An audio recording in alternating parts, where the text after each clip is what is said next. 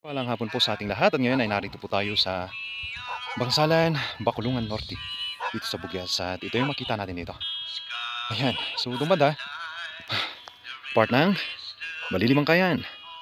Ayan, pag-ikot natin Lamayan Bugyas. Ayun,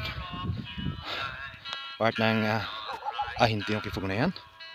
Ayan, so andito tayo sa pinaka-top ng mountain. So ito, sinusundan natin itong kalsada na ito hanggang doon sa may eskwelahan. Ayan. So, i-promote natin yung tourist spot. Ayan, so ito, bali naglakad tayo ng 10 minutes. Bali narating natin itong pwesto natin, no? At dito overlooking natin yung part ng Mountain Province. Ayan, so dito part ng Ahini Fugao. Ayan, so napakaganda. Ayun. Sea clouds, di ba?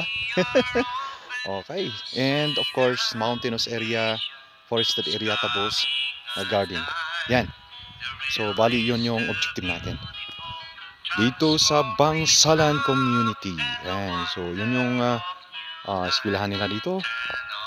Doon tayo pupunta and makipag-dialogue tayo sa mga locals and pupuntahin natin yung tourist spot dito kung saan nilibing yung Mummified. Okay.